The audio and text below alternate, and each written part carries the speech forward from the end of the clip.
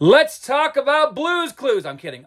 Let's talk about the science of belief and desire, because I think this is very, very important and will help you up level your understanding, which will up level your manifestations, right? So again, the science of belief, and I'm saying this from a scientific point of view, right? And we're going to just deconstruct all of this together, okay? So a belief is never one belief, right? So when you say, I believe in good, yeah, but that's actually supported by a series of other beliefs. In fact, Neville Goddard really argues that we're always in and out of states. What's a state? It's a body of beliefs. Okay, so even in his own work, he seems to confess to this idea that that beliefs in and of themselves never come out of nowhere. It just is like beliefs don't live in a vacuum. Okay, they're always supported by other beliefs. So again, if I believe the world is good, then that means I probably have other supporting beliefs that reinforce that belief. Okay, are you with me? Okay, the same with desire, right? If I have a desire, though, a desire usually comes from somewhere. Okay, now Neville seems to argue that desire in and of itself is a divine language, meaning it is the divine source, love, God, subconscious, right? Imagination, whatever nicknames you want to use, is its way of speaking to you. So what does that do with people who are like, I desire to go blow up other people? That's not what they truly desire, right? So what they're desiring is either connection or love, or right? So there's a deeper desire going on that we're only seeing the negative output of this misinterpreted desire of theirs, okay? Because again, like Neville says, everybody is in a state. Okay, everybody's playing a role depending upon the beliefs, not one belief, beliefs that they accept as true of themselves and others. Okay, so that's like saying, okay, they believe certain things about themselves to be unlovable. So then guess what? They're going to act out of being unlovable. And they might even resort to violence to get there, to prove the fact that they feel unlovable. Because that violence is what? A justification for why they're right.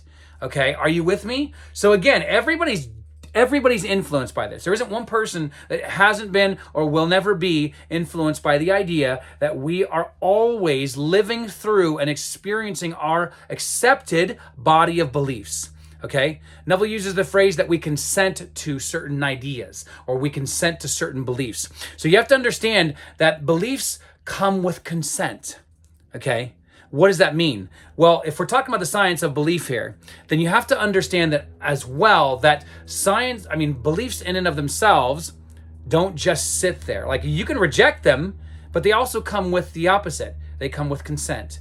They come with your ability to say yes to them. And guess what? If you're saying yes to beliefs that you don't like, then that means there are other beliefs that are supporting that fear around denying that belief. Because here's the thing, if you get into a habit of believing something so long, yes, you get neurochemical release, like you get dopamine, which is the reward neurochemical, but also the expectation neurochemical. You get released serotonin. It actually influences your mood. Have you ever won something and been in a bad mood? Most likely not, unless you lost somebody, right? But at the same time, even then you're like, yay, right? Even if it's a truncated kind of yay, you still are having mixed emotions, okay? Why is that important to understand? Because if we are understanding beliefs, and we're talking about the science of beliefs, then we have to fully get that beliefs don't come alone. Beliefs always have friends, and they're always reinforced. But how are they reinforced? They're reinforced through your feelings, okay? But then they're not only reinforced that, then they're actually even justified by memories. Look at what happened when I was 7. Look at what happened last week. Look at what happened 5 minutes ago. So we're always referring to a memory, which is essentially the foundational life of that belief, right? If we start changing the memories, hence why Neville talks about revision being his most important tool that he came to teach us, right, is essentially something that we need to get really good at because we revise it. Okay, so beliefs can be changed. That's the first and foremost thing that you need to accept, is that if you're going to look at this only purely from a scientific perspective, that beliefs in and of themselves are accepted first. That's why they feel unchangeable. But then they also feel unchangeable because we're rewarding ourselves with neurochemicals like dopamine, serotonin, and oxytocin. Oxytocin means I'm bonding with that belief. I've actually bonded. So right in there, by the way, I'm already telling you just by using science how to decouple, right, yourself from those beliefs that you don't want, right? You have to reward yourself for a new belief, okay? You have to create a mood around, and this is Neville's technique, create a mood around the new belief, and then you have to find a way to intimately connect with that belief. That's oxytocin, okay? So again, you can actually use science, which to me, this is what manifestation is anyways. There's no difference to me, right? And so you can use science as a way in which to optimize and next level your manifestations, right? Because now you understand, okay, I've got to create daily dopamine rituals. I've got to create serotonin rituals. I've got to create oxytocin rituals around whatever it is that I want my life to be and look like, right? So again, dopamine's what's going to reward me? What am I going to feel rewarded by if I start practicing this new belief? Okay. And then second, what kind of mood would I be in? So again, serotonin rituals is like hanging out with your friends, for example, going to the gym, anything that boosts your mood.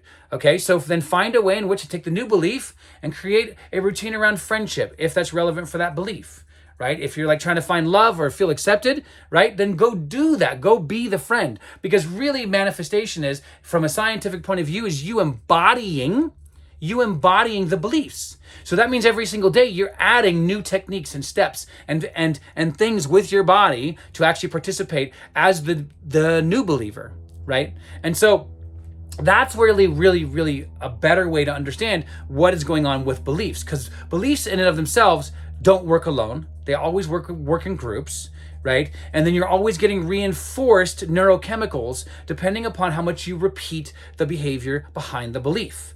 Okay?